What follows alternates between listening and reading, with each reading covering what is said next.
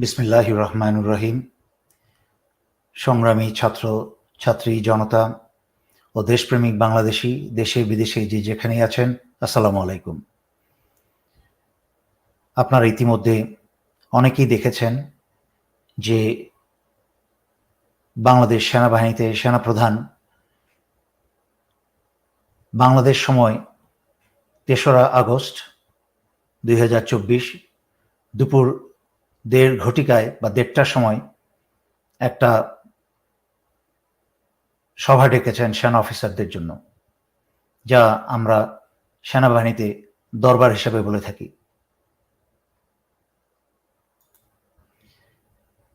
সম্মানিত সেনাবাহিনী প্রধান কর্তৃক অফিসার্স অ্যাড্রেস বা মত বিনিময়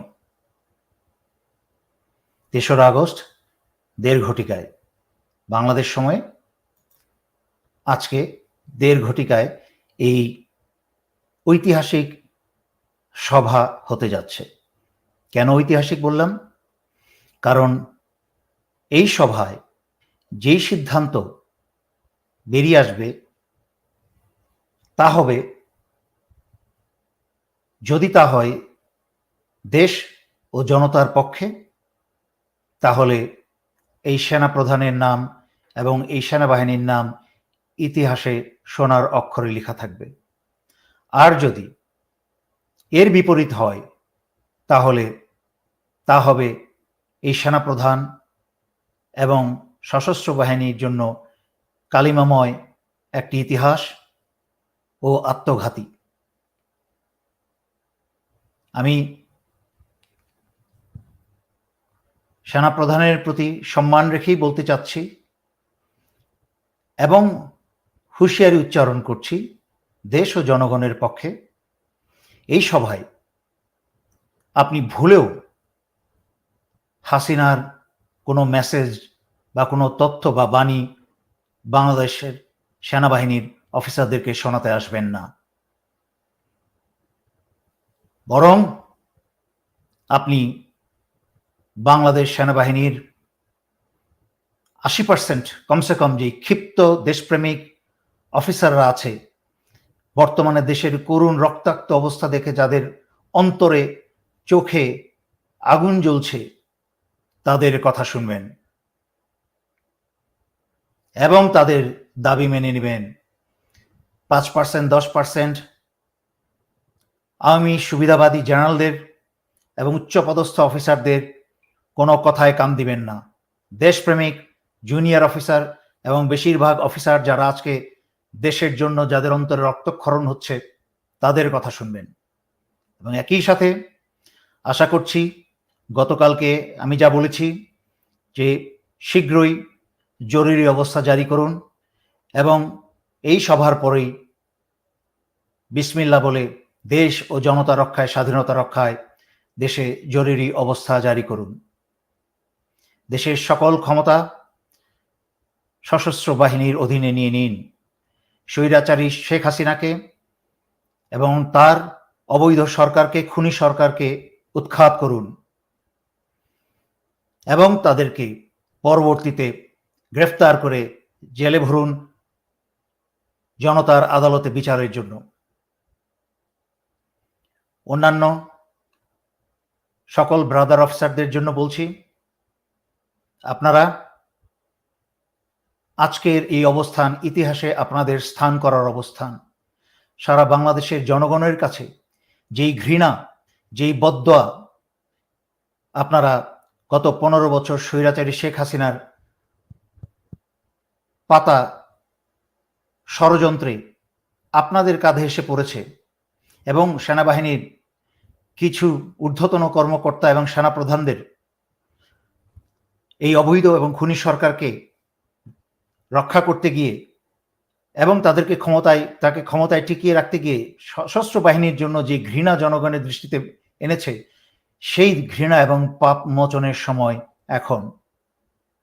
এই সময় যদি ভুলেও হাতছাড়া হয়ে যায়, আপনার এবং আপনার পরিবারের ভবিষ্যৎ এই বাংলাদেশে ভীষণ অনিশ্চিত।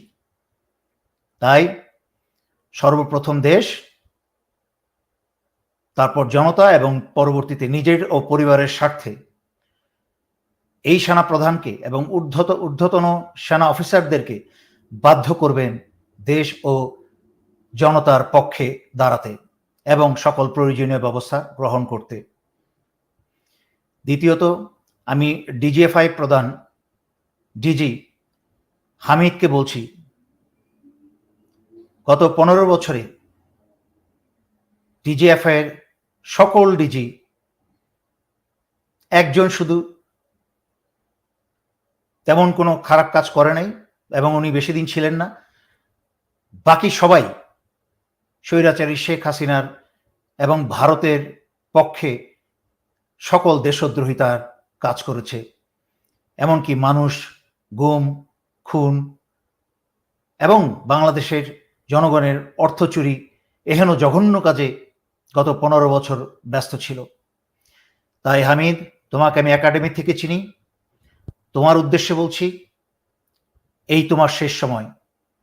যদি পরিবারকে নিয়ে নিজেই বাংলাদেশে নিরাপত্তা এবং সম্মানের সাথে বাঁচতে চাও, তাহলে দেশ ও জনতার কাতারে দাঁড়াও, দেশ ও জনতার পক্ষে দাঁড়াও।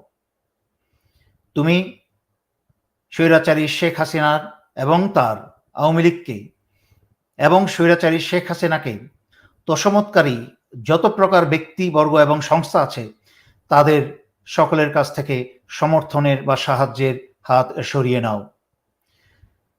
এবং অত্যন্ত গুরুত্বপূর্ণ, দেশ এবং স্বাধীনতা রক্ষার্থে ডিজিএফআই ভারতের রয়ের যত সেল আছে তা ইমিডিয়েটলি এখনই উৎখাত করো। কারণ বাংলাদেশের দেশপ্রেমিক সশস্ত্র বাহিনী দেশ রক্ষায় নেমে গেলেও এই বাংলাদেশের নিরাপত্তা, স্বাধীনতা এবং জনগণের শান্তি এবং নিরাপত্তা নষ্ট করার জন্য এরা সকল প্রকার চাল খেলে যাবে। এই বাংলাদেশের বুকে আর রয়ের কোনো জায়গা দেওয়া যাবে না। তোমার পবিত্র দায়িত্ব রয়ের সকল সেলকে শুধু ডিজিএফআই থেকেই না, বাংলাদেশ থেকে উৎখাত করা।